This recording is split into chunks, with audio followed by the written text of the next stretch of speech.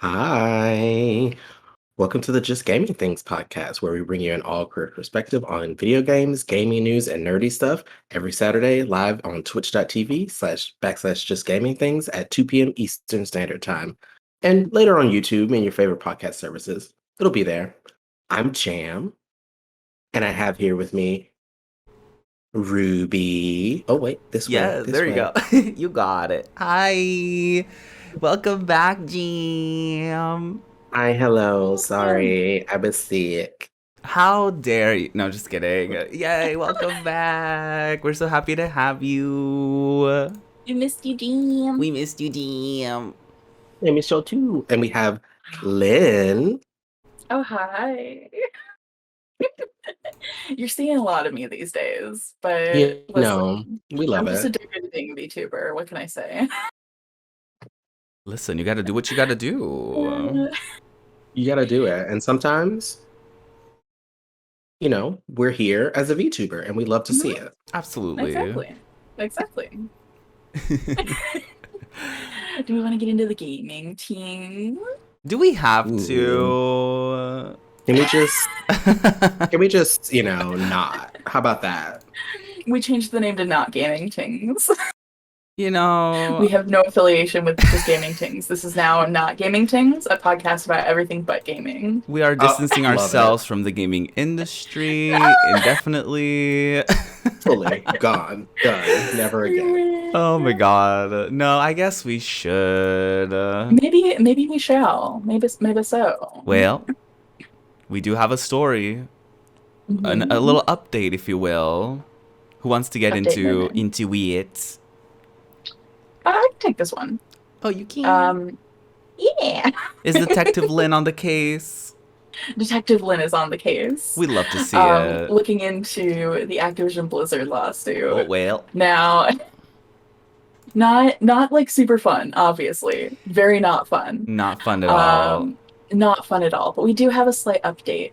It looks like California has expanded their lawsuit against Activision Blizzard. So basically what this means, it's wild, like how in a legal document, like one word can make such a huge difference. But basically what they did was they changed the references to employees in the lawsuit to workers. So that will now include a whole other group of people. It'll also include any like temporary workers, Right. like people that any contractors, like people that were not technically employees of Activision Blizzard who were affected by all the stuff that went down there. So yeah, like there were actually a lot of people that weren't covered by the lawsuit before that are going to be covered by it now. And so I think that's pretty cool. That just like one word can make such a huge difference. Yeah.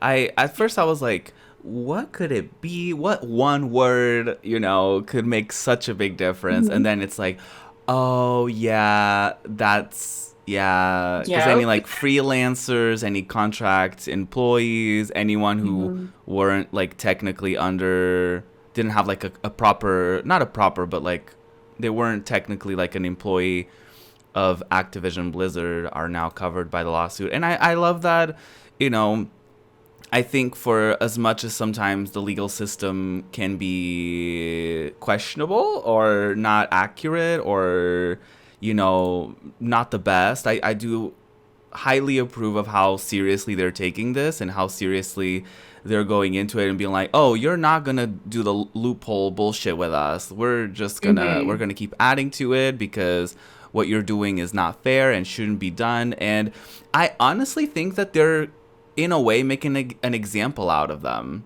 You know what I mean? I think they're kind of showing the rest of the industry like, don't do this because we're gonna put them on blast, like the same way that oftentimes the legal system kind of uses celebrities as like an example of like they do something that's like, do you see what happens when people do this? And I mean, sometimes with celebrities they also get away with shit, but I do think this is one of those cases where they're definitely trying to make an example out of them, as they should, because this is definitely not okay.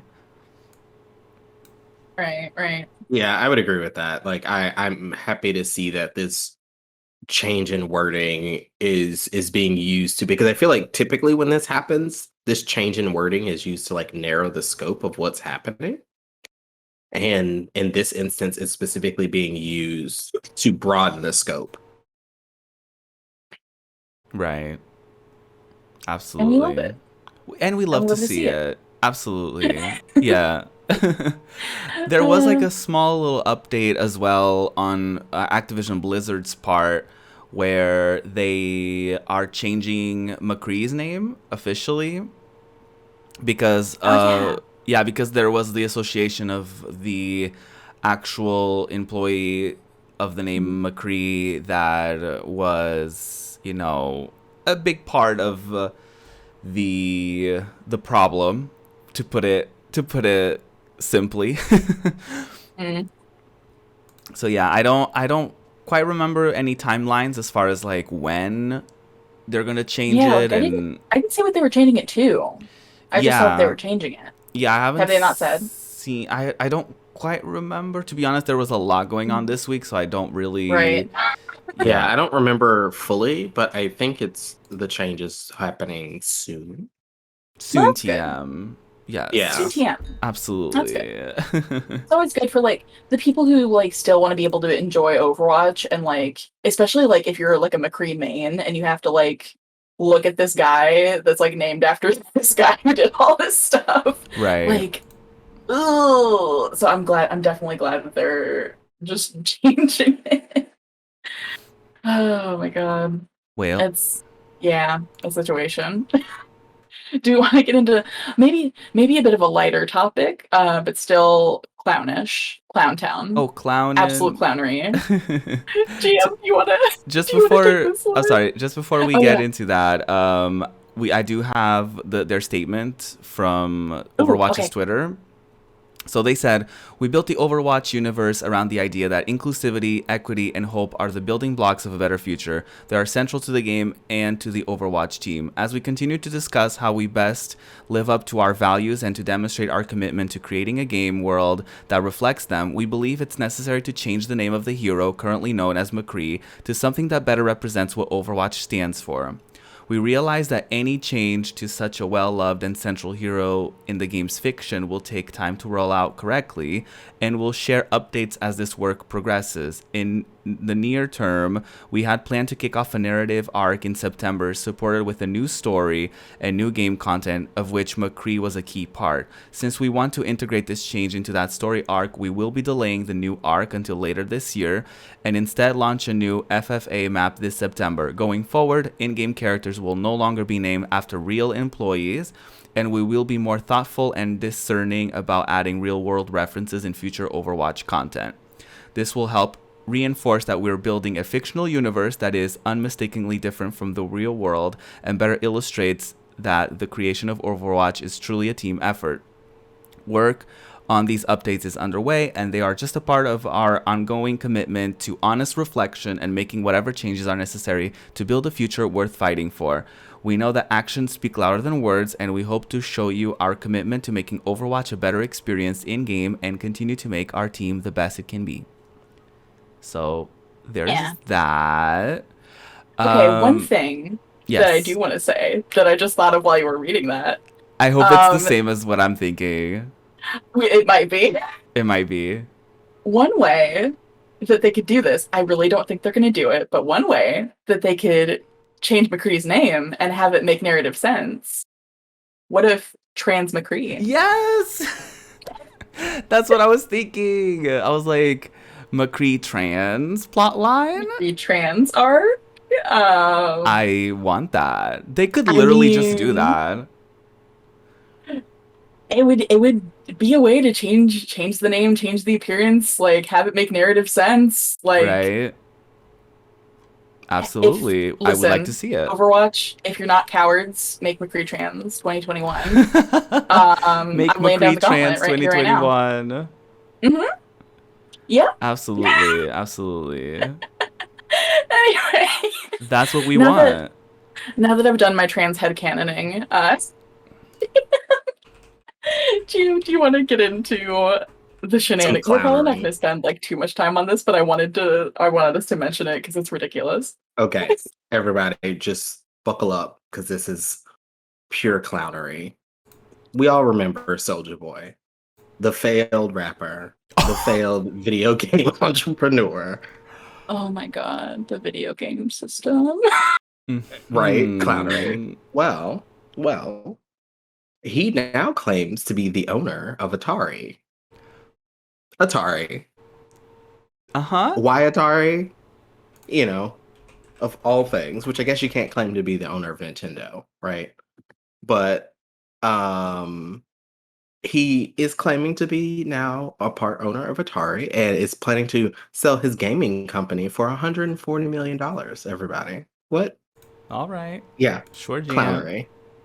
Yeah, sure, Jan. I Right. believe it was like a transaction that occurred with something to do with like cryptocurrency, and then he was like, I own this now. This is now mine. And it's like, wait, what? How did we get here? The thing that I love the most about this is Atari like literally had a release statement like, no, Soulja Boy does not own Atari. Our CEO is in fact Wade Rosen, so Yeah, but I guess my favorite part is the way they tweeted it. We know that the CEO of Atari is a dream job, but the honor belongs to Wade Rosen. I love that. Clowned him. Clowned him. I love just that so need- much. I need the gay Twitter intern at Atari to get a raise because I that was just so love- good. I just love that every company decided we need a gay Twitter intern because we need the clapbacks. Absolutely. And they've been giving them left and right, and I love it. I love it. I'm here for it. I do love like when a company Twitter account kind of doesn't shy away from like stuff that is going on that involves their brand.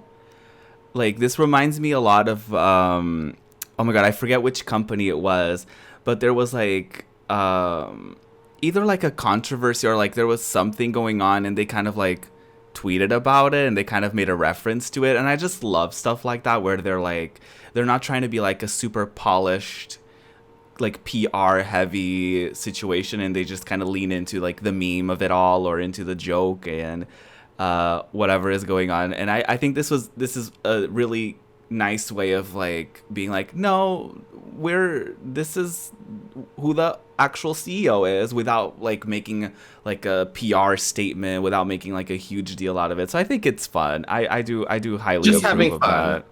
Yeah, I think that's the best thing. They didn't like put him down or anything like that, right? They just said, we know that it's a dream job that anyone would want, but Right. it belongs to Wade. This is his job right now, right? And Yeah. I love that.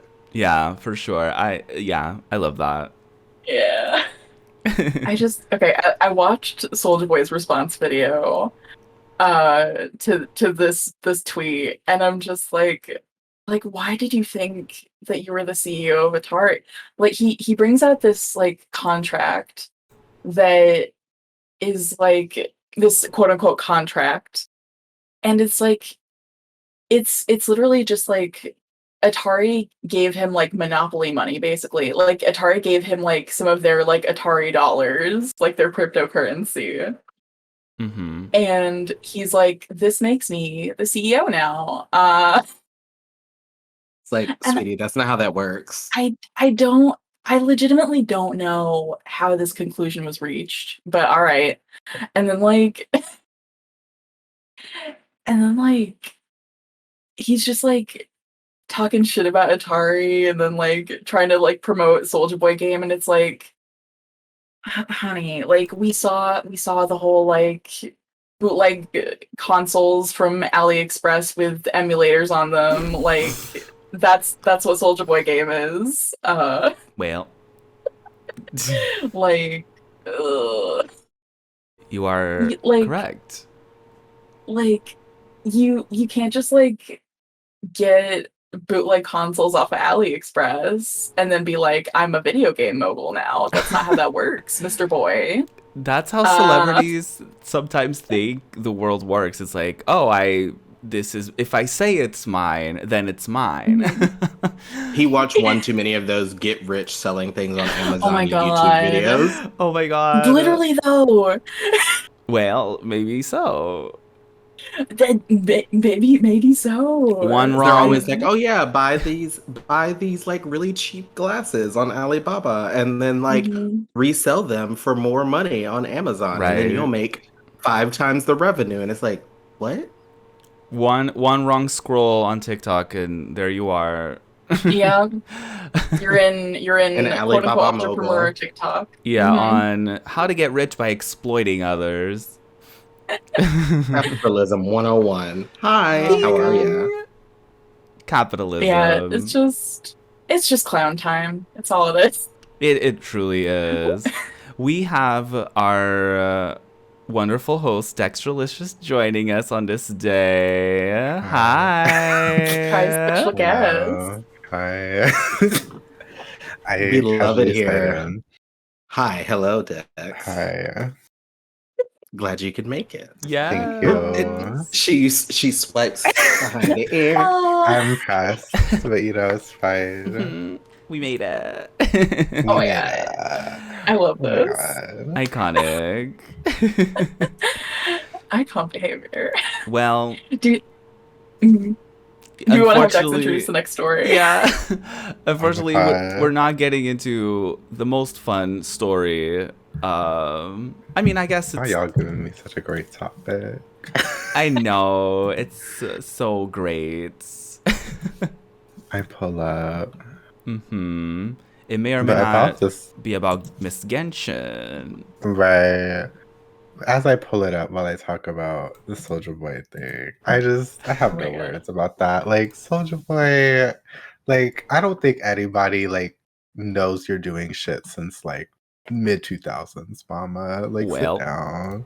I hated how in the article they were like, oh my god, like he like also like has a fashion brand and sells soap, and I'm like, okay, Like, no, he just does drop shipping. There's a difference. Like, literally.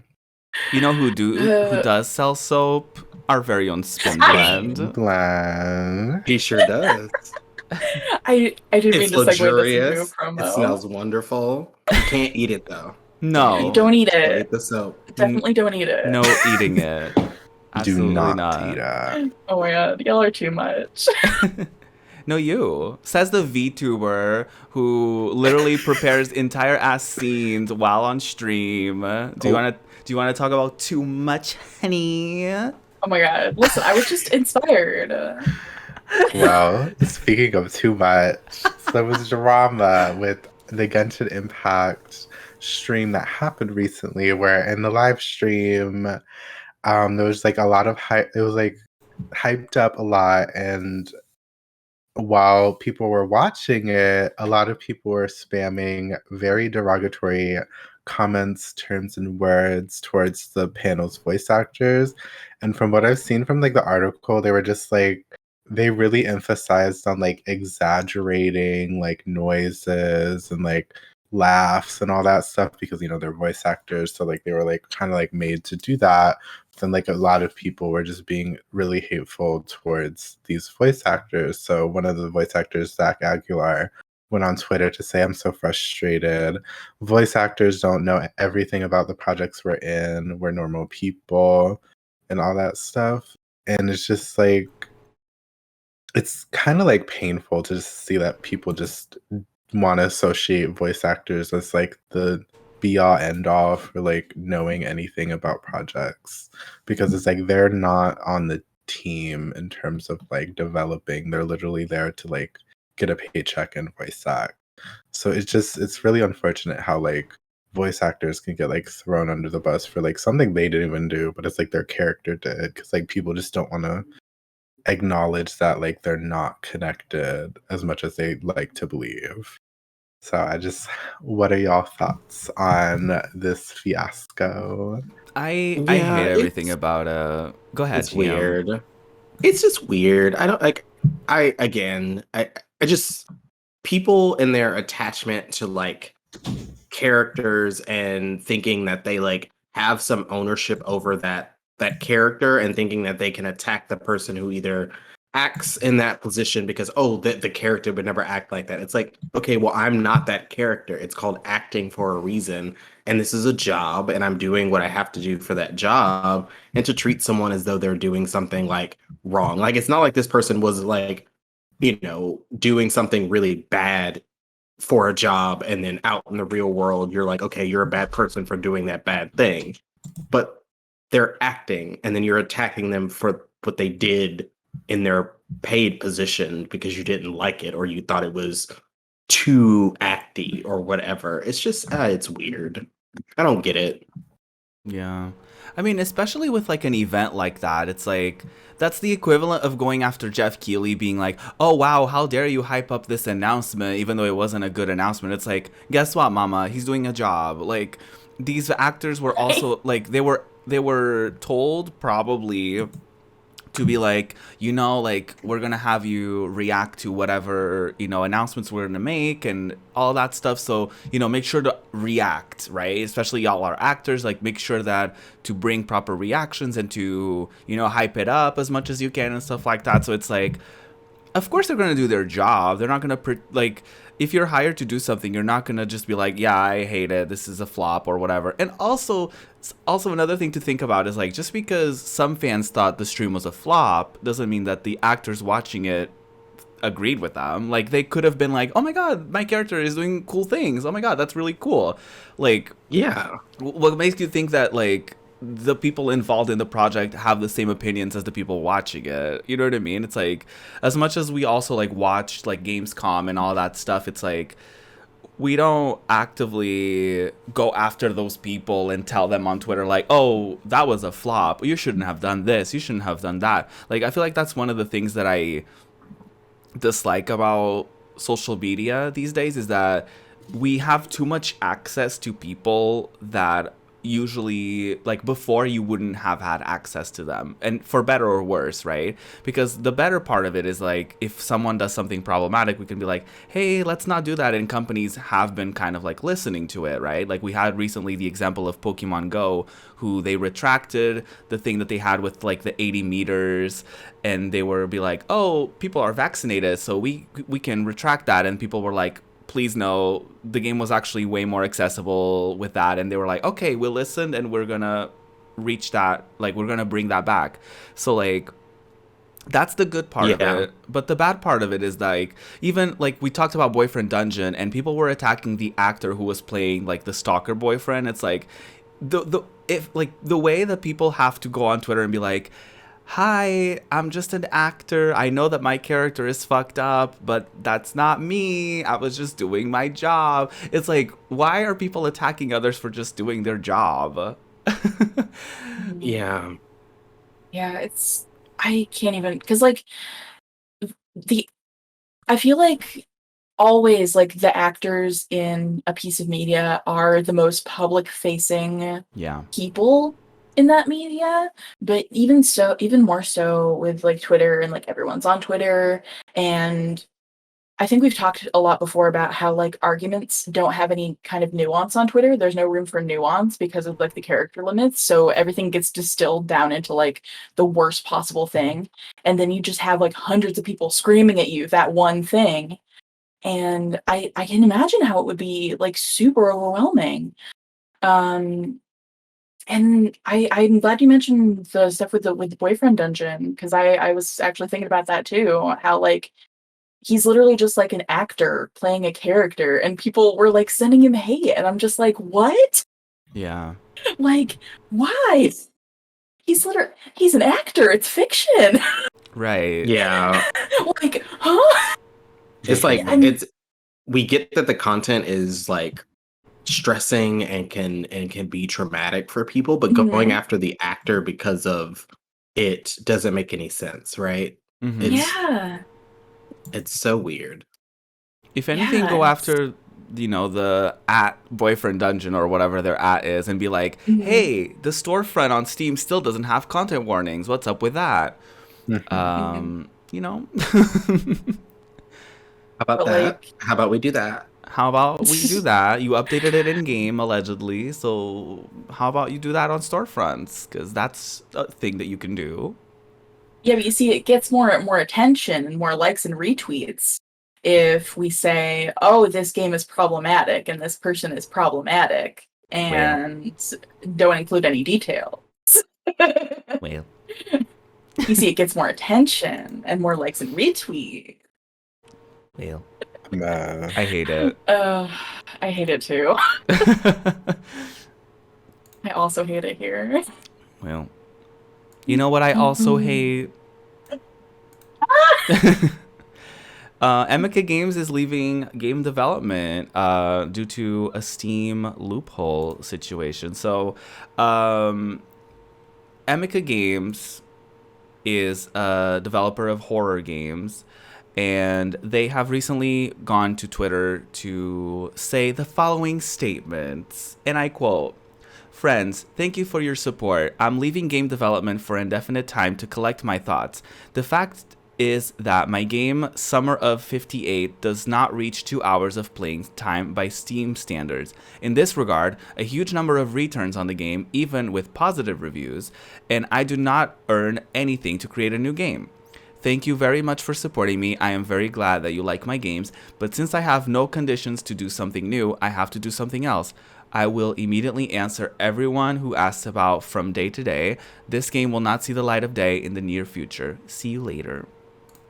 So obviously, this is not good. Because to get into a little bit more detail, the Steam, basically there's like a Steam return policy where if you play a game for, I'm assuming the minimum is 2 hours because that's what Emika Games Yes. mentioned. 2 hours. You can like claim anything. You can be like, oh, you know, I just want to I want a refund, and you can just say like, oh, the game isn't the experience that I thought it was going to be, or the game doesn't run well, or you can just literally say anything, and they usually will give you that like refund and like, you know, whatever. But I've always thought that it wasn't fair for games that are shorter experiences, because then what happens, I honestly, and this is me being like, you know, silly and like hoping for the best in the world, but I just assumed that either people wouldn't do it for smaller games like this because they're usually not that expensive anyway, or that too, Steam would have a thing in place where it's like, oh, the game is only a certain amount of time long, so we can't, you know what I mean? Like, if you only played, like, let's say, like, 20 minutes, and you said you didn't like it, then maybe you can return it. You know what I mean? Like, I just thought it would be, like, proportional to how long the actual game is, as if in the case of, like, you know, shorter games like this. But what do y'all think? I think with like the same thing, basically, it's like I know it's probably going to be like hard to regulate because you can't really regulate like an average time for a game, right? But like I feel like after a certain point, like they for well, it's usually with bigger games where they have people like play test before. But it's like I feel like I wish the developers could put time to like give an average time, and like let's say that like if they play 10% of the game or like 20% of the game, if they play under that percentage of the game, that they can like return it. I feel like that's like would be good for things like this, Yeah. especially if they're really short games. And it's just I just hate that I don't think Steam would ever do that, because like with big games it makes sense. Like, oh, I play like this big AAA game and I'm just like, oh, I know this is gonna be a billion hours and Right. I don't like the first hour, so like I return it. But it's like when there's literally like so many indie games that you can beat the game in like 1 to 2 hours probably, it's extremely fucked up. And I just don't like how it is, really. Like, I don't think it's fair at all, but when have like companies really ever cared about indie developers? So it's just I That's just true. hope they can find a way to regulate it, but I don't know. Yeah. And like even then, like the game, like I'm looking it up, it's like $8.99. Like it's not that much. Right. Yeah, that's hard because I feel like because they got a bunch of backlash before because it was like, oh, you either couldn't return games or, you know, because it was like the time window was too short. But it's like expanding it to 2 hours, like, yeah, it makes sense if it's a game that's 70 hours long. But yeah, when you have these smaller developers, like there is a way. Like it's the thing to me. It's like there's an easy way for them to do this. They can ask the developer, what is the average time you think it'll take to complete the game? Because every developer, even if it's indie, does play testing. They know what the average length of time would take and what a Right. fast playthrough would be, right? So that's the thing to me. I'm just kind of like, they can take that stuff into consideration and say, and they can put that on there and say, okay, it's going to be dependent upon the length of the game. They don't have to say how much time it is, but it's like, okay, you're in a 2 hour game and you played it for a fourth of the time, you don't get your money back kind of situation. Um, because yeah, this hurts small developers like that, and it takes people away that really have been good for the gaming industry as a whole because they're like, well, I can't make money and it's just not feasible. I can't live like this. Um, so yeah, it's sad. It Right. sucks. Yeah, Yeah. because like even like just indie dev in general is not like making indie games is not the most profitable thing either. Like I know of people that work in the indie space, and some of them are fortunate that they can focus on projects that they love because they have other sources of revenue, like whether they're, basically if they have other jobs, they have other things that they're doing. Like I know that there's devs who stream, there's devs who make content online, and that's kind of how they make money, and then they can use that money to invest in projects that they don't have the pressure to be like a commercial success. So like to see stuff like this is unfortunately not surprising, but it does suck, and I do think that changes need to or should be made to storefronts like that, where it's like, yeah, I mean, please do still allow for people to get refunds, and like if the game doesn't run well for in someone's system or whatever, like allow them to do that.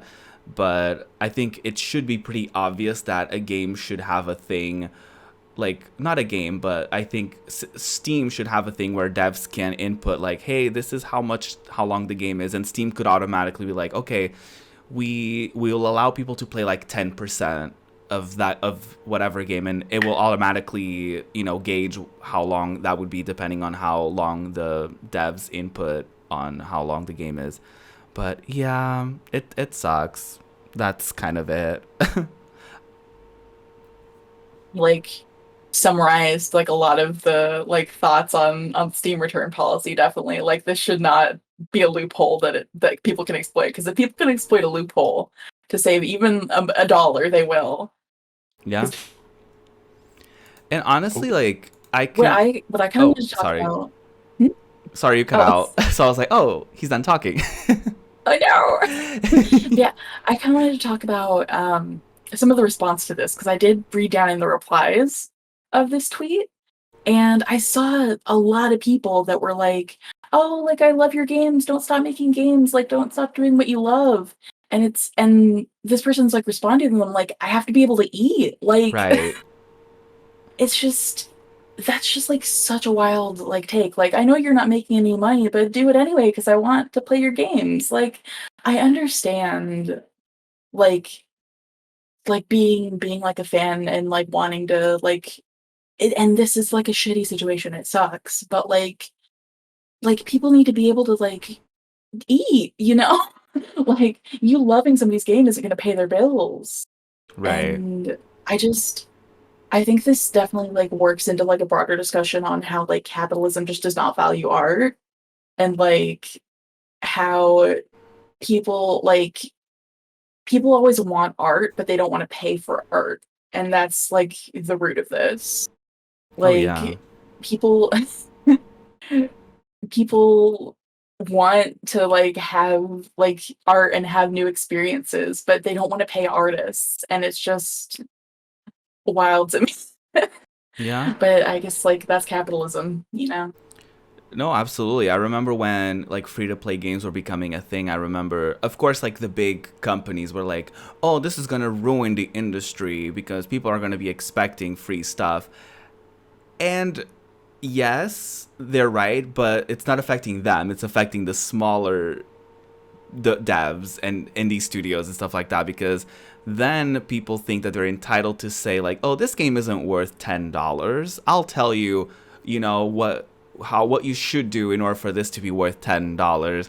And like even with right, like even with like the gaming industry, there's a lot of emphasis, I feel like there's always been, but on how long a game is. And like, oh, this game is going to be worth your while because you paid $30 and it's like 100 hours long. Even if like the good part of the game is like 30 hours and then the rest is just like side quests and bullshit, they're going to be like, oh, it's worth your while because it's a long game. And it's like, a good game doesn't have like a time limit on it. Like a good game can be an hour long. A good game can be 100 hours long. It doesn't. I never associated how long a game is with how good it is. If anything, sometimes I'm like, okay, they're bloating up this game to be longer than it should be, and I hate that about it because I want it to be done.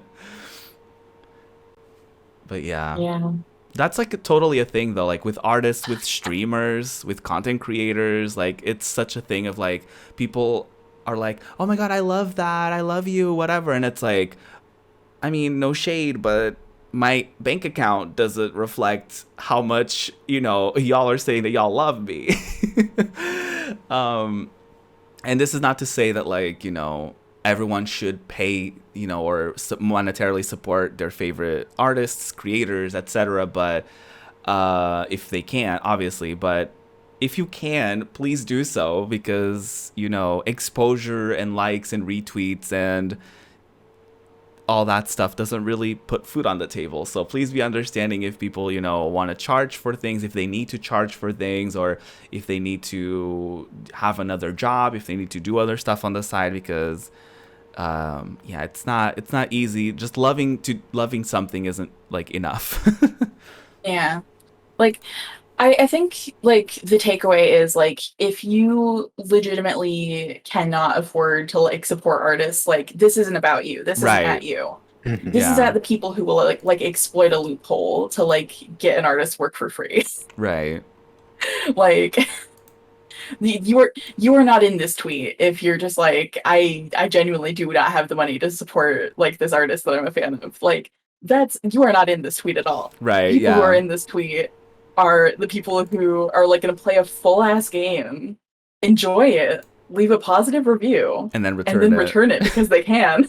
That's like the most mind-blowing part to me. That it's like, if I buy a game and I'm like, wow, that was the best game I've ever played, and I look at like the return policy and I'm like, oh, but I can like play it for free, give it to me now. Like that makes zero sense to me. Like that's not okay. Right. So scummy. Never. I'm like, if you enjoy it, then like be like, oh, I'm glad I spent my money on that. You know, Yeah. Right. You spend it in the first place. Deal with your purchase. Like, God. That is so wild to me.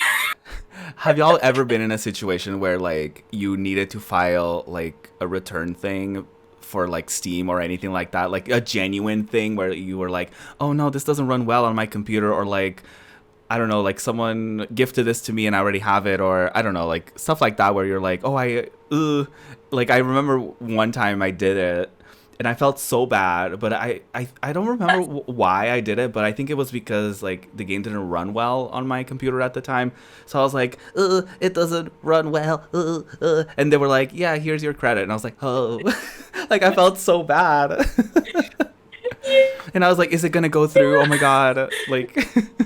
I think that's the worst part, is that like I even feel bad when like a game, like if I have a computer and it's just like, oh, it just can't handle running this game. Like Right. I want to play this. I've seen people play it. It looks so fun, but like because of the fact that like my computer or my system can't run it, I'm just like, guess I should return it. And I'm just like, I feel bad because like I do want to play this thing, but it doesn't work. Right. Me just hoarding games for like when I get a computer 50 years from now. Like I've never returned a game, so I'm just like, I have a bunch of Steam codes. Like I'm like, I work on a Mac for everything that I do. I have a bunch of Steam codes that are sitting there for me to use them once I get my PC that I'm gonna play games on. Because people have been like, oh, here's this game or here's this thing, and I'm like, oh, great, I'll get this and use it later. Can't use it right now though, but I'm not gonna return it because I do want to play this eventually. Right. Right. Wait. Yeah, like I buy a lot of stuff from like Etsy artists and stuff, and like even if something comes like shattered or like it absolutely does not work for me, I feel so bad like messaging them about it. I'm like, I'm so sorry. I tried to fix it, but I couldn't, and it's Oh. broken. Yeah, I feel that. Because like I remember there was one time where I was like, oh, like something what like they would like forget something in my order, and I'm just like, Mhm. I don't want to Oh say no. anything. Like I don't want to have them to go Yeah, out because of their like way to send me you the know thing. like That's the thing. how hard these people work, and I don't want to be Right. shitty. And you don't want them to think that you're like exploiting them by being like, "Oh, this never Yeah. Right. Like arrived," and they're sometimes I like, feel like "Mm-hmm." if I was a bad person, I could get another one. Like Mhm. that's like the scary thought that's in my head. Like, oh no. Yeah. It's like Right? basically the moral of the story, don't be shitty. Pay Right. artists. Who would have Truly. thought? And that's that. Stating the Okay. obvious, or what should be obvious. Do you want to briefly talk about, instead of people that you should be giving your money to, maybe people that you should not be giving your money to? Maybe so. Maybe we should talk about that. Let's mention it in honor of our wonderful co-host Lotus Loves Lotus, who unfortunately couldn't make it to today's podcast, but she actually tweeted this small thread about how Puma is actually working with Animal Crossing. They're doing a little collab, and on a good day, this would have been like, yay! But unfortunately, the reality is, um, essentially, they are operating within like illegal Israeli settlements. So basically, there's like a big movement about how there's a boycott going on for Puma, and you can look into it yourself. You can actually check out our co-host Lotus's tweets about that for more specific details about it. But yeah, a lot of like Palestinian sports clubs are like ending their sponsorship deals with Puma because of that, of those like illegal land grabs. And like basically we want to bring this up because I feel like there was such a big movement as far as like the Free Palestine movement and stuff like that. I even did a fundraising for it, and I think sometimes this is one of those situations where your actions can be louder than your words, and this is one of those opportunities that people can have where they can like stay strong even though like something is like, oh my god, that's a really cool collab or whatever. It's like, if you can like avoid it, if you can not publicly promote it, even if you only have, or I in your head, if you're like, oh, I only have 100 followers, why does it matter? It's like, no, that's 100 people that are listening to what you're saying. So this is just like encouraging y'all to basically be aware of what's going on, and to kind of, yeah, to not support that, I guess.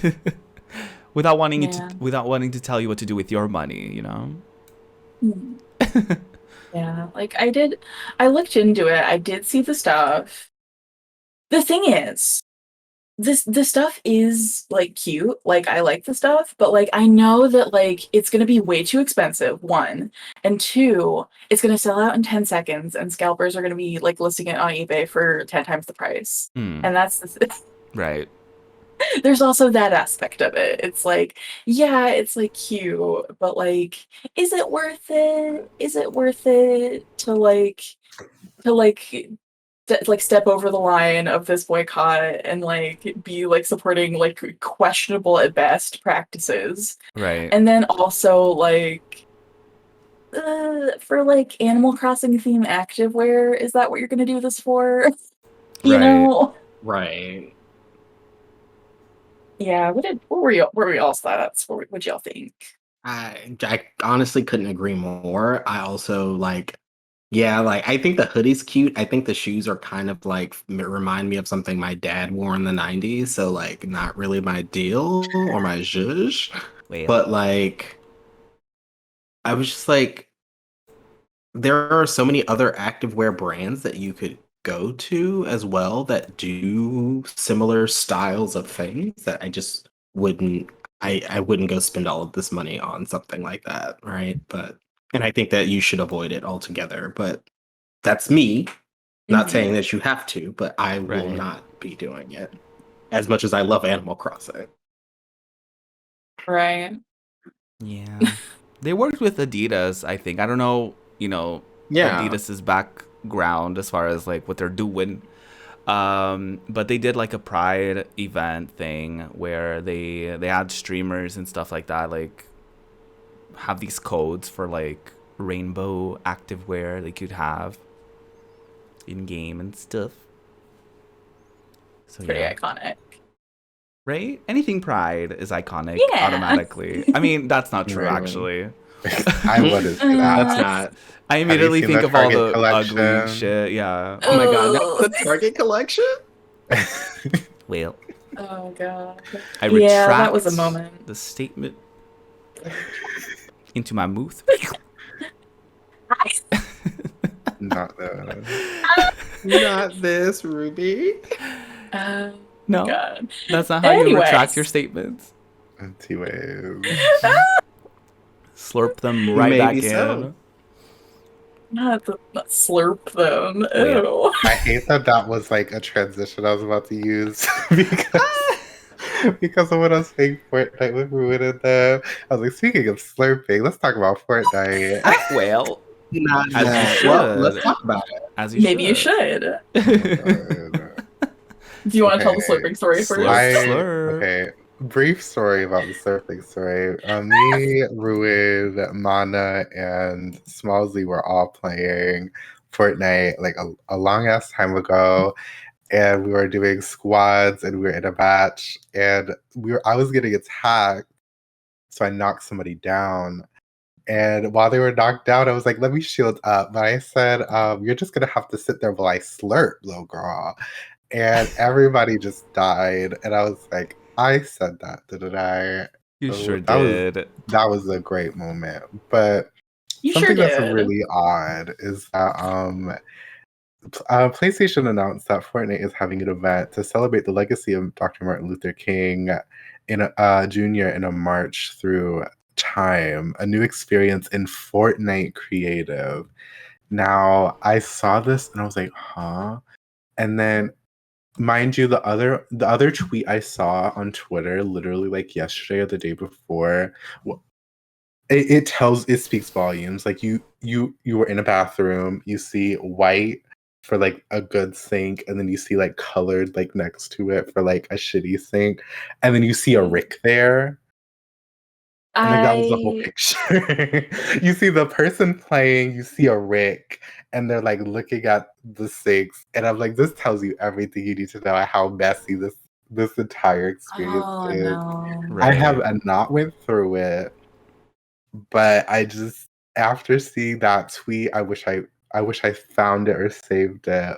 But it spoke volumes to like what this is, and I just want to get y'all's opinion on it because it's just why.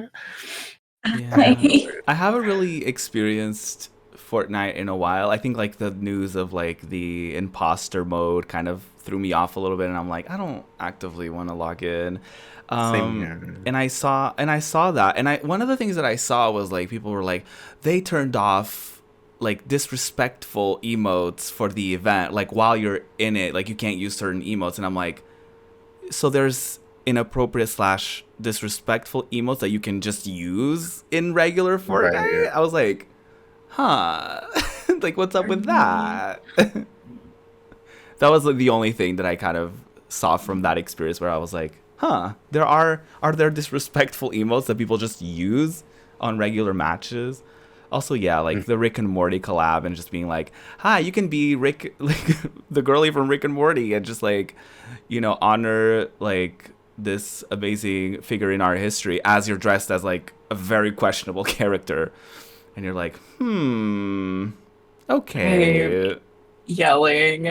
I really hope I find the picture for y'all because it was just That sounds like an experience. Yeah. That's Fortnite Yeah, in a like- nutshell. I want to be optimistic. Like, I want to be like, oh, that's like really cool that like a lot like Fortnite's really young player base can learn like more about like Martin Luther King and the civil rights movement and everything. But like from the way you're saying that, it's like you're kind of like basically they're like having you experience segregation to understand segregation. And that kind of reminded me of like, okay, this might just be an American school thing. Um, but like, did y'all who went to American public schools ever have this moment in elementary school where you're learning about like World War II and the Holocaust and stuff? And the teachers like literally segregate the classroom and like tell you like which one of you would have been like put in concentration camps.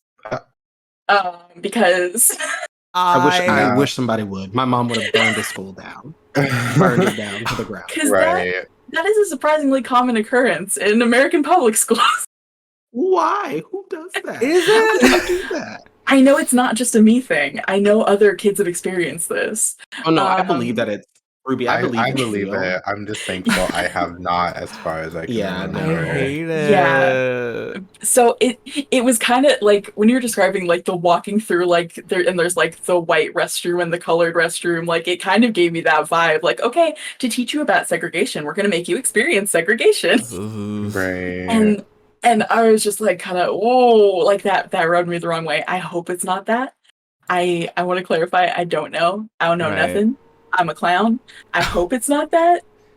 But if it's that, Yeah. that's oh boy. I'm hoping it's not that as well. Like from the video that is on the the PlayStation blog of what they show, they have it seem to be set up more like you're walking through a museum with photos and videos and those types of things. Yeah, that sounds like So that would be great. That sounds great. so it But, seems like it's more of a digital museum experience, which I Mhm. hope is what it actually is, and not like that. Because if it is, like clownery. yeah, like listen, I would love nothing more than to be wrong. If I am wrong, I would love that. Here's the thing. It's Fortnite. As much as like I know that it's having a resurgence among members of the community, I also feel that like we can't forget that it is also Fortnite. Right. Yeah. I do think that Right. there's something very important and powerful about like Fortnite and PlayStation even tweeting and acknowledging his legacy. And I do think that that's something that especially younger gamers should be exposed to, and they should know their stuff and they should know their history. And I do think that I do like the taking a stance on stuff from the perspective of like gaming companies, because unfortunately gaming culture can be very racist and very discriminatory. So I do like the idea of education through gaming, and even these like Twitter accounts and stuff like that with like huge followings tweeting this is very important. But it's also about the execution, and like we said, like none of us have actually experienced the Fortnite creative experience, so we can't really give you a proper like review of it, if you will.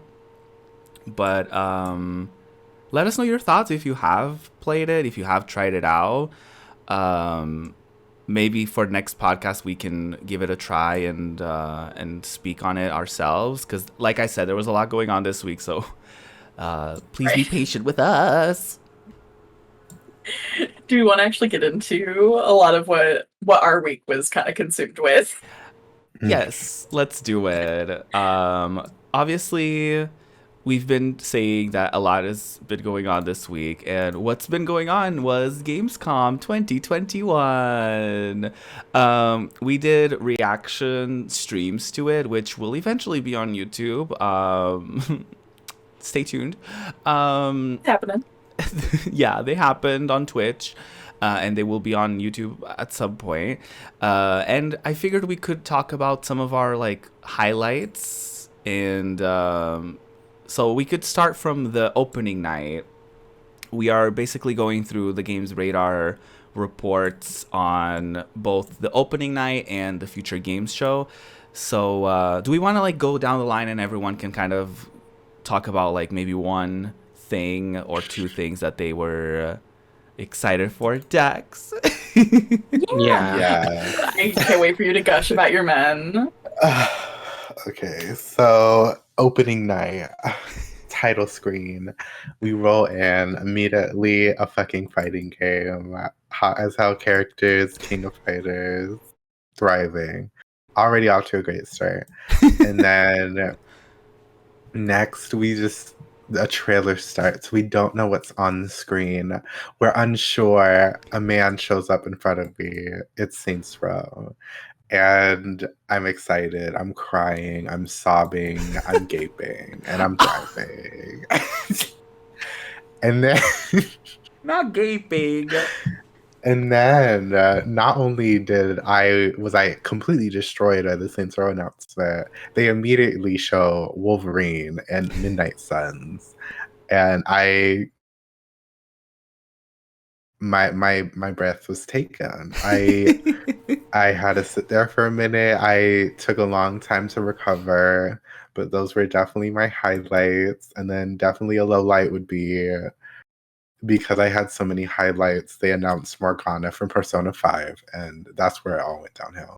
Well, that's it for me. What about you, GM? Did you get to experience the wondrous Gamescom? I did 2021? a little bit. One thing I am excited for, which I think I've mentioned many times when we've talked about it, because I love the Far Cry series of games.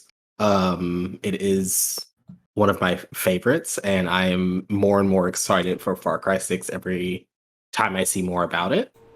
So that I'm super excited about. And then I'm also excited for the amusement park simulator Park Beyond, because it just seems wild and kooky, and I want to make a roller coaster where you get shot out of a cannon. Yes. Because Love it. why not? Because why not? Exactly. I Those live are a couple for of my it. little highlights. Yes. Honestly, I was kind of neutral on Marvel's Midnight Suns, only because we just really got like a cinematic cutscene. So I was neutral, although, you know, very taken aback by the cast of characters. A lot of attractive We did see Wolverine's menses. titties. We sure did. That's all you need to know. But what's exciting to me about that is that it's actually going to be kind of like an XCOM tactical RPG type game. So I think that could be really cool for like a Marvel game to kind of play differently than what you would expect, like an action kind of game. So I'm very into that. As far as other highlights for me, there was this very cute and kind of messed up game called Cult of the Lamb, where we were just like, oh my god, that's so cute. And then they're just fully like a cult and everything is like demonic and stuff. But we're like, but so cute. So I'm very excited for that. I'm not a super like Ninja Turtles fangirly, but I love that Miss April is gonna be playable in their game. I was like, eyes emoji. About that specific announcement, there was this really cool looking game called V, and it's like an open world creature collecting game developed by South Korean devs, and it's very Korean inspired as far as like the themes, as far as like the aesthetic, as far as like a lot of like cultural things that are gonna be like in the game. So I thought that was really cool, and I'm very excited for that game, because like, you know, again, competition is good for Pokemon to be shaking and quaking a little bit. So a creature collecting game that looks that adorable and is like an open world and it's very like culturally relevant to Korea, like that's really fucking cool. Like that's like a game that I feel like a lot of people wouldn't expect and or wouldn't really be familiar with, but that's like really, really cool for me. And I think that's about it as far as like day one, like the opening night um, of Gamescom. I'm excited for Tales of Arise. More on that later. And I think that's it. What about you, Spin? Or Yeah. Lynn, excuse me. You're good. I just thought that this was like such a good presentation. Like it really had something for everybody. I mean, I could have done without like the 4,000 years of Call of Duty gameplay footage, Yeah. but We got a deep dive. Let's just say that. that's just neat. Sorry if my me hitting my mic made an audible sound there. Oh, well. But yeah, I'm definitely playing Cult of the Lamb. I live for things that are like spooky and also cute. I definitely want to play this game. That is very your jam. It's very my aesthetic. And I was also really excited about DokeV because like I am a big Nintendo fanboy, big Pokemon fanboy. I love a creature collector moment, and it just looks so cute. So yeah, I would definitely play like both of those games. Let me just scroll through the rest and see if there was. I think a lot of stuff that I wanted to play was announced the next day. Oh, should we if get you into wanna- the future game Maybe we should show get into highlights? the next day. Absolutely. Dex, if you want to start us off with that. Oh God. I've always said popular girly, but I did not have any games in here that I wanted to play. No, that's fine. I think the That's only valid, though, yeah. one, like I can even like really count Life is Strange because like that's already been announced before. So Mhm. like overall, I don't think there's like anything that was announced that I was like, oh my God, it's new and I want it, but it was cute. I mean, who's not excited about Life is Strange? Like that they showed gameplay of that and more cinematic of it, and it's like, oh, that game is Yeah. it looks so I'm good. so ready for that game. Right. What about Let's you, Team? see. Did you have So any? I'm ready for Nintendo All Stars Brawl because I want to fight with my favorite Nintendo characters I You love mean for whatever Nickelodeon? reason. Nickelodeon? Yeah, Nickelodeon. Yeah. Sorry, Nickelodeon. I was I like, was like, that's Nintendo. Smash Bros. Sorry, Nickelodeon All Star Brawl. Sorry, No, still you're getting fine. getting sick, recovering, brain not working, no brain cells up here. Listen, we're Nickelodeon clowns. All Star Brawl because I am ready to fight with the Ninja Turtles, Cat Dog, all of it. I'm ready for We it. were Danny, not supposed to Danny Cat Dog. Phantom. We finally found a remember, cat like, dog all of us- stand because we were not impressed. Like, I mean, We I were not was the target audience happy. for Cat Dog. I was happy. Don't Okay, put the bottom me in row. y'all's we. Here's the thing. I probably would never use Cat Dog, but I need Cat Dog in the game. okay, Right. that makes sense.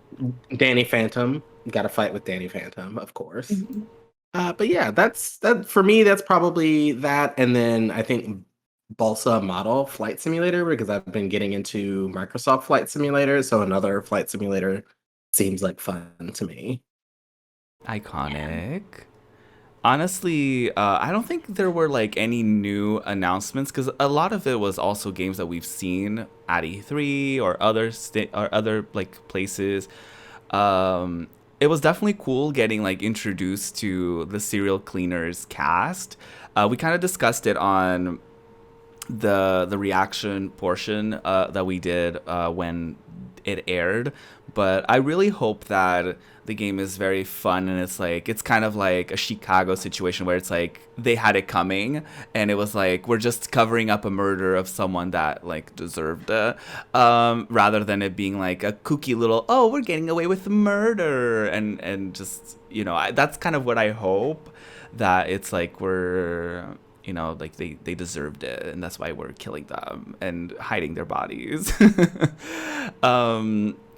But another deep dive that I really enjoyed seeing was Far Changing Tides, because I played their first game and it was really cool. It's like you're going on this adventure with your little like vehicle ship kind of thing, and as you go through this world, it's like very relaxing. There's little puzzles that you do, the little upgrades that you do to your ship, so it just gets bigger and bigger. It's very simple. I'm someone that does not like puzzles, so that experience was amazing. I remember streaming it and having a blast with it. So I'm very excited for that. We definitely have a lot to look forward to in 2022. There were like a lot of like quick little snappy moments where it's like, oh, you blink and you miss it. There was like the Cat Cafe manager, again, stuff that we kind of already saw in other presentations, but it was cool to get like a deeper dive or a little bit of gameplay and all that stuff. I will say this was also really, really nice to see, because we almost forgot to mention that there was like an IGN little presentation before the Future Games show, and let's just say there weren't a lot of highlights there. If there was, no, there wasn't. If there were, they were blocked in our brains because we blocked out a lot of the sketch comedy, quote unquote. To be fair, I think the thing about Serial Cleaners where they like introduced all the cast was at the IGN thing. Oh well, I don't remember because I think they showed it in both. They showed it at things. Both, yeah. Yeah, that's all that matters then. Mm-hmm. It wasn't at the first one. We pretend we don't give any credit to IGN today. It's fine. Yeah, the attempted sketch comedy I could have done without, definitely, but especially because the Future Games show had actors actually have little skits between things, and the skits were way shorter and they were way better executed because they're actors and they were actually related to the games. Yes. Mm-hmm. Yeah, that was a lot less intrusive and a lot more of an enjoyable experience. Yeah. Well, a lot of things did get added to my wish list from the Future Games. I do want to give like a quick mention to Serial Cleaners. I am so excited for that game. I'm absolutely playing it when it comes out. There were a few other things that I was just like, oh my god, this is so cute. I need it. Can we talk about Terror of Hemosaurus? no, I was I'm so obsessed. sorry we can't. I'm just kidding. Oh, well, I'll shut the fuck up then. Anyway, I saw this game and I was like, first of all, you're adorable.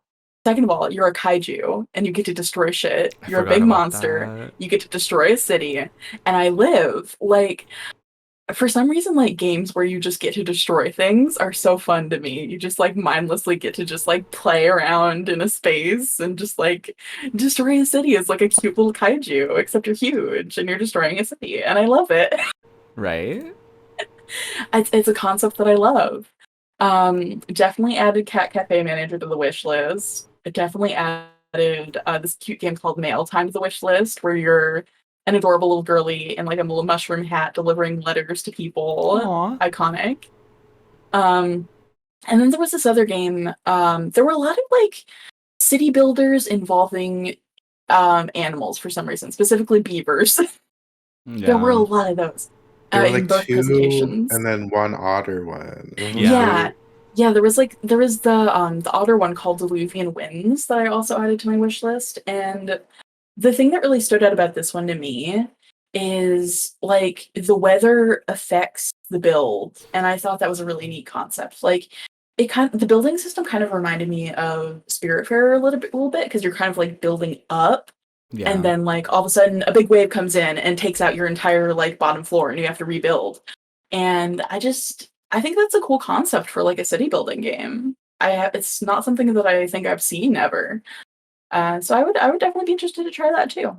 Yeah, there are a lot of like demos and stuff like that from Gamescom that you can get on like Steam and stuff like that. So I definitely recommend checking it out, especially there were a lot of indie representation on it. So definitely check it out. There were a lot of sim games, a lot of like simulation city builders. And that's cool because I feel like that genre kind of died out a little bit. Like and I like even like Sim City and stuff like that. I feel like that genre kind of died out a little bit, and it's cool to see it kind of make a comeback. Yeah, for Yeah. sure. Absolutely. Yeah. Do we have any final thoughts on the presentations as a whole? As a I thought they were whole, good. I agree. Like this I was was very what pleased. E3 should have been more of. Yeah. I would agree with that because it just felt like E3 was just like presentation after presentation after presentation that just was lackluster outside of a couple that kind of stole the show. Whereas Right. this seems like it was all just kind of well done, well put together, and just gave you what you wanted back to back to back as best they could. Yeah. As much as Yeah. I like the drama of like having like, oh, a Sony presentation, Xbox presentation, I also did live, and we talked about this as well during the reactions. I lived for the fact that we didn't know it could be literally AAA, indie, like we did not know what to expect, and it was like it was anyone's game, and literally anyone showed up at any given point. So I liked that part of it because that's why I like some of the bigger presentations at E3 because like when Sony does a thing or when Microsoft does a thing, they usually don't just do their exclusives. They do like third parties and stuff like that. So that kind of branches out a bit more instead of you assuming that's going to be about one thing, or you know, like with Ubisoft you're like, okay, we're going to get a little bit of Just Dance, we're going to get a little bit of this and that. So I think it's cool when you don't really know what you're getting yourself into. Yeah, for sure. I had a good time. There are a lot of games that I want. I love that. Well, that's that about, you know, the news and the things of the week. Do we want to talk about the things that we've been playing and enjoying? Definitely can. We can do that. We can get into it. Yes. Okay. Let's do the up the line method this time. Let's start with Spin. Okay. I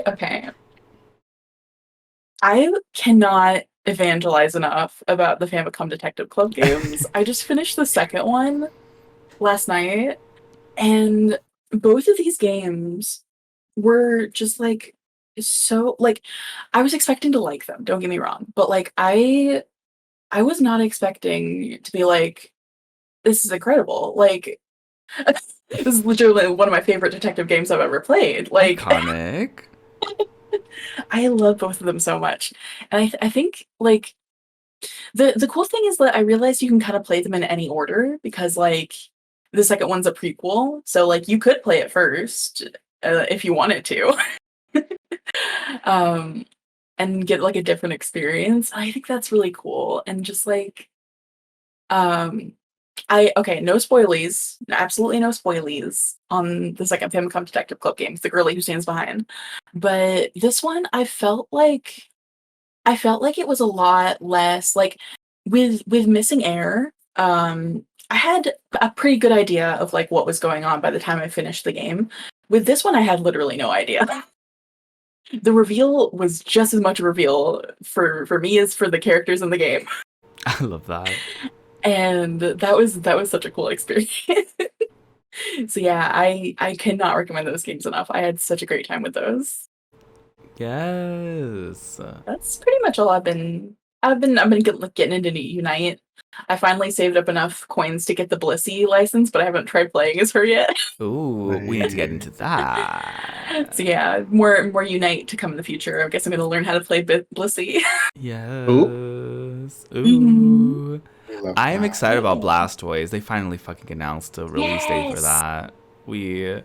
I feel it's so funny when we complain about something on a podcast and then it happens. I always like then they in the do back it. of my mind, I'm like, oh my god, our impact. Oh, they're listening to us. As if we're like the only gaming podcast to ever exist. And That's- yeah, I love that. You mean we're not? Oh my god. Really? Anyway, oh my god.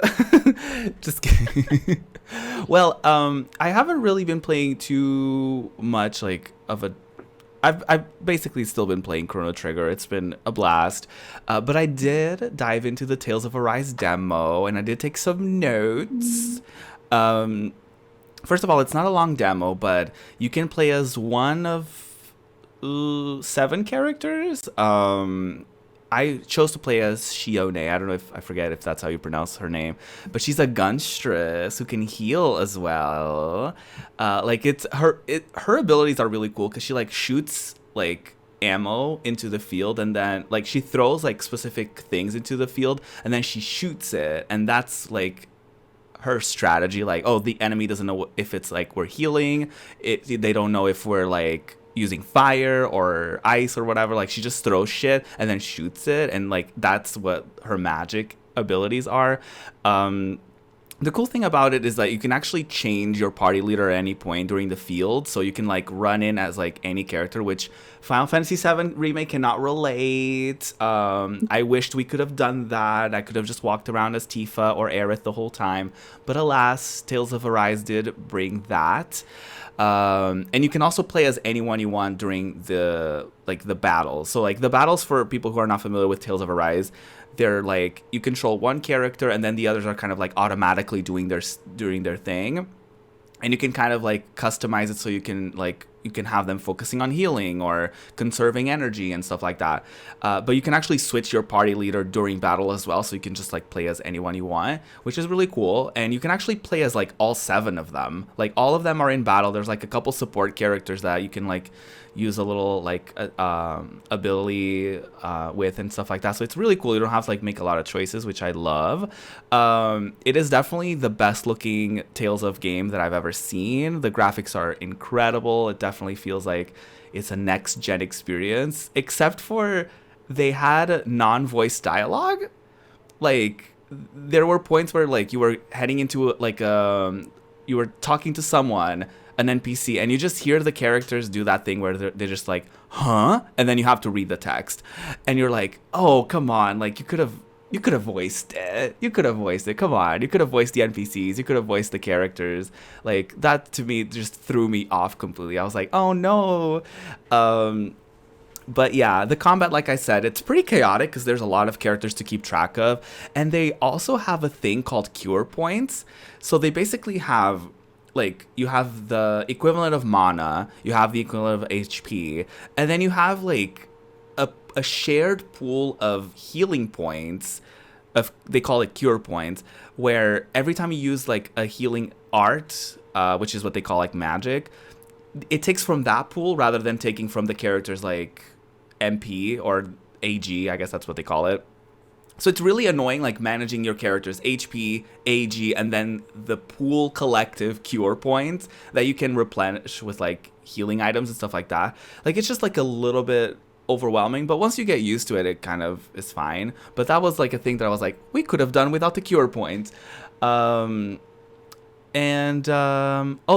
skits are voiced. That's the thing about Tales of Games. It's like there's in between like major events and stuff like that, or as you're walking around the field, you can just like trigger little scenes between the characters, and they just like chit chat, and they like, you get to know more about the characters, about their interpersonal relationships and stuff like that. And a lot of them are very silly and funny. And the interesting thing about that is like they were like presented in like a comic book style way, which was really cool because you got to actually see their movement and what they were doing. And all of them were voiced, like fully voiced. And I was like, huh, that's really interesting that like they couldn't voice quote unquote like cutscenes, but they voiced that. I was like, huh. Well, it's not really cutscenes. It's like little dialogue here and there with like NPCs and stuff. I was like, huh, that's interesting. But yeah, I'm very intrigued about the story. Like, after you beat the demo, I'm not going to spoil anything, but like you can get a different cutscene depending on which character you chose to play as in the beginning.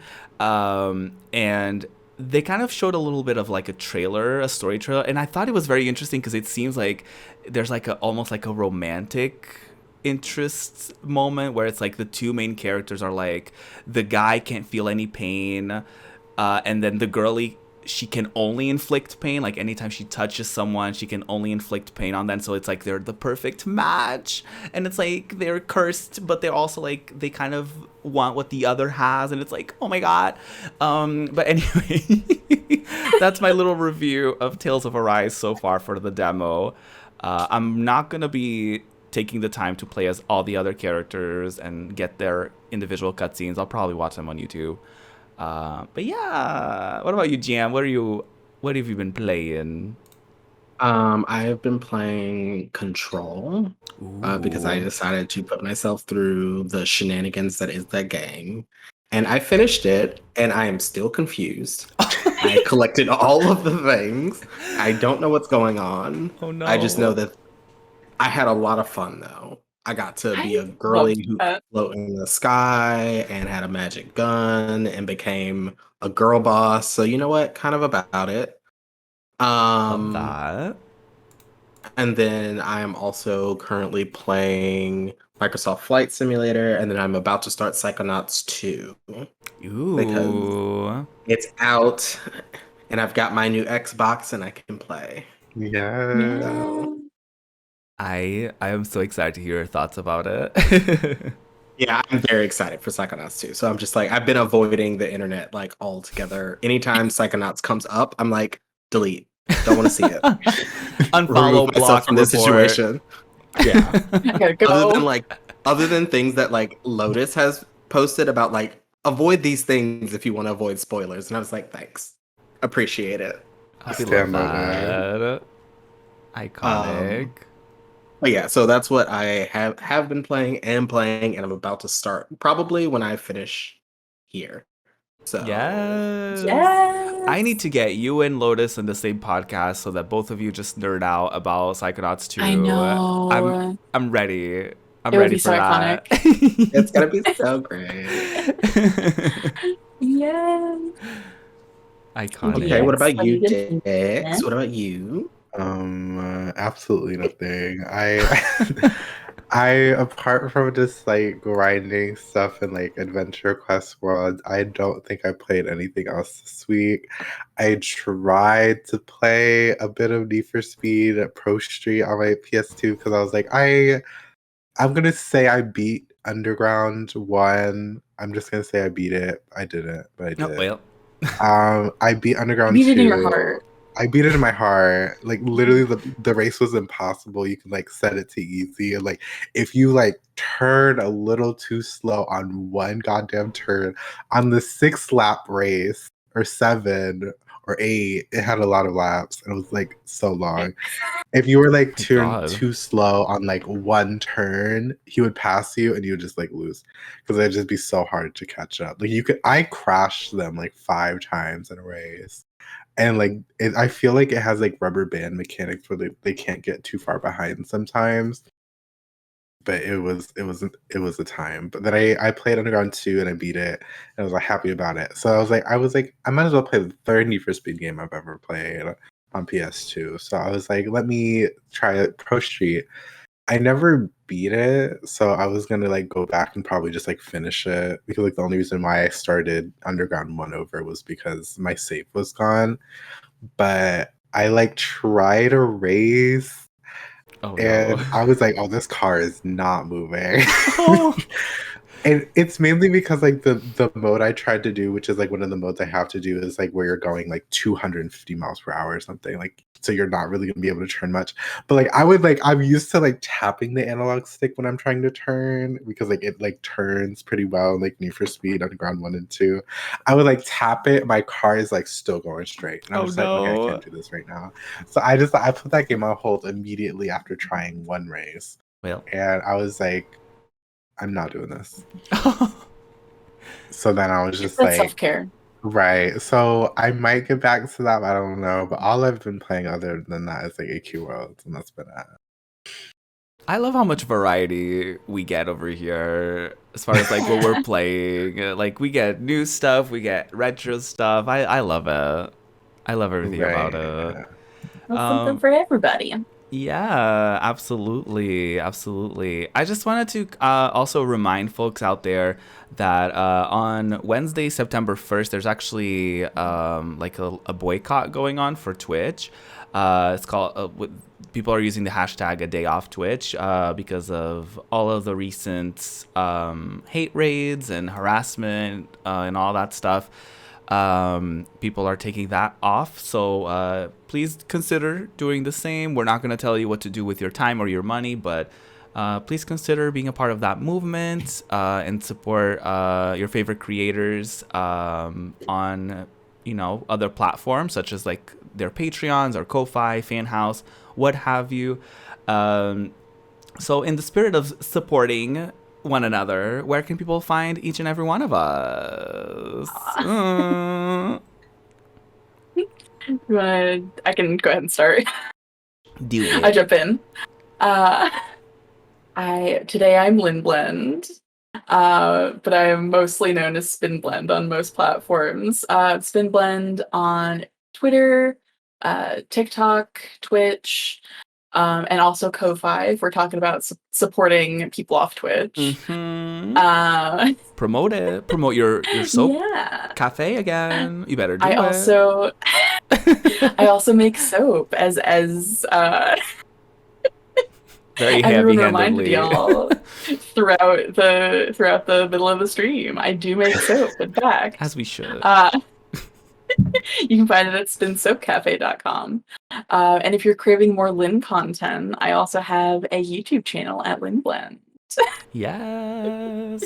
What about you, Ruby? Me? Oh my god. So we're not going to feature Twitch. So outside of Twitch, you can find me on Ko-Fi, on YouTube, on TikTok, on Instagram. Most of them, Project Ruby. The last two, The Project Ruby. You're going to find me. Just look up Project Ruby. You'll find me. You'll see this face. You'll know it's me. Okay. I upload weekly content on YouTube and monthly exclusive content on Ko-Fi.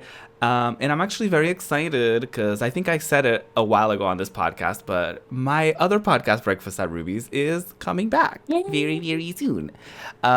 This time for real. This time I actually have people scheduled for episodes so I can actually make it happen. We love to see it. We love to see it. Absolutely.